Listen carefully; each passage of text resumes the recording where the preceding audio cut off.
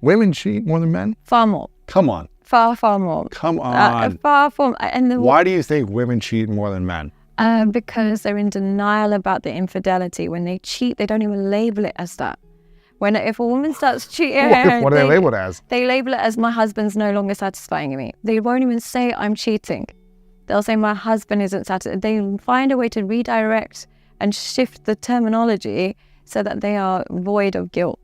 Really? Yeah, absolutely. So how do we know women are cheating more than men? What is it like? Is this public knowledge? Is there surveys? Or are you just hearing this from the people you're coaching? The people I'm coaching, because firstly, you'll know, it's simple signs that you'll know. Firstly, when the guy, I always say infidelity is a result of men not being masculine and women not being feminine. And what I mean by this is if a woman is cheating, it's because she has a man that accepts unacceptable because he is unwilling to walk away when his boundaries are broken. So what will happen is when women meet that man, with a good woman with good morals, and she doesn't want that man. She's like, I don't want to weaken. She'll leave. She'll leave. She'll replace him with somebody who has boundaries that suit her morals. But a woman, she won't cheat because she'll have the values of like, this isn't working. It's sad. No, I don't want but somebody. I'm not going to cheat while I'm with you. No desire to cheat. Yeah. She's not a sexual being. Yeah, so she's looking for somebody who can lead a household. But the woman who's planning to come home late all the time and planning to go on a bunch of holidays and planning to keep in touch with her ex and planning to post a bunch of provocative pictures online, he's perfect. He's perfect because he'll maybe pay for everything. He'll maybe sort the house out, maybe give her the kids. He's perfect. So that agreeable. And she can keep getting the validation from all these other men in whoever certain ways. She wants. And he'll say, oh, babe, I don't really like that bikini picture. And she'll say, stop oppressing me. And that will be the end of the conversation. And she'll carry on doing what she wants. And he'll say, oh, you're going to come home today? I'll come home when I want. And that's what he'll say, okay. And because she recognizes he doesn't have the willingness to walk away, when the man isn't masculine, his days are numbered. His days, and good women filter themselves off away from men that are too agreeable. Now, when women get cheated on, again, it's a lack of femininity. And what I mean by that is, honestly, what I've noticed with married men that cheat, it's not that they love somebody else so much or they found someone more beautiful. They simply have a wife that is no longer catering to their needs in any way, shape, or form. So, what type of needs? Their sexual needs, their intimacy needs, their supportive needs? All kinds of needs. So what I mean by that, it could be as simple as there's a coffee ready because you're going to work. Or it could be as deep as, I haven't slept with you in 6 months. It's his needs no longer matter. And it's really difficult. I understand when you have kids and stuff like that, it becomes difficult. Is it when he feels his needs don't matter, or he's communicating what he wants and she's not willing to provide that? He's saying it. He's saying it and she's just like, I don't have time for this, or she's busy or whatever. He's often saying it, but she's also not predicting his needs. And that's part of femininity. Part of femininity is, I know he's coming home, let me just warm up a bit of food.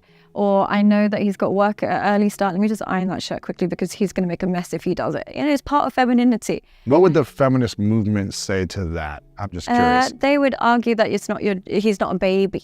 That's what they would say. Men are not babies. But here's the reality. They are. In a lot of ways, they are. In a lot of ways, they really are. I can be a baby sometimes, but you know what it is? It's something about, I don't understand this myself, but there's something about, they could be hungry or whatever it is, but when their wife makes them a meal, it tastes totally different to whatever you could order or whatever they could order themselves. Or when their wife... There's a love to it. There's a support behind it. Being seen. Yeah. It's being seen in a way that nobody else sees them.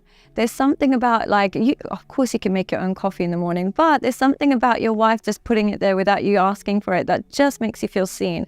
Now, what I notice is when women forget to do that, they set the tone for a man to now go towards escorts.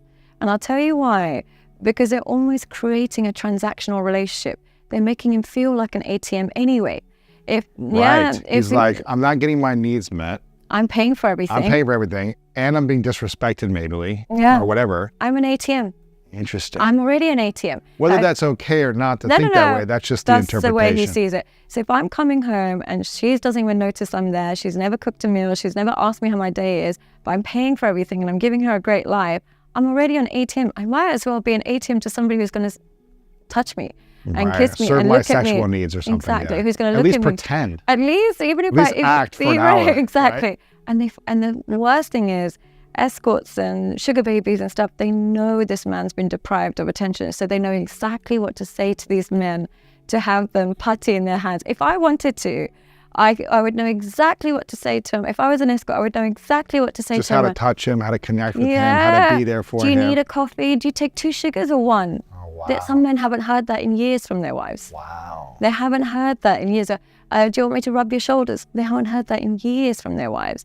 And these are men that work hard and do that, this, that. I'm not saying they're justified, but they build a resentment.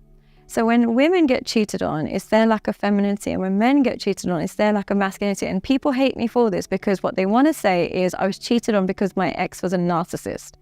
But the infidelity is a dynamic. I'm not saying there are compulsive cheaters, but even in that process, you select that compulsive cheater. They show you the signs anyway, yeah? Like if I'm a woman without boundaries, I'll know because he comes home late, he's sloppy, I'll know something. But the reality is, and people always come for me like you're victim blaming, but no, this is not what we're doing here. The reality is people shouldn't cheat, but also thieves shouldn't steal. But I have to lock my doors. I have to protect myself. Similarly, people shouldn't cheat, but I have to lock my doors. I have to at least ensure I'm creating a dynamic that creates enough intimacy where they don't need to. Now, if they then go on to, at least I know I did everything. But if I don't cover the basics, of course it's going to lead to, right. Yeah, of course.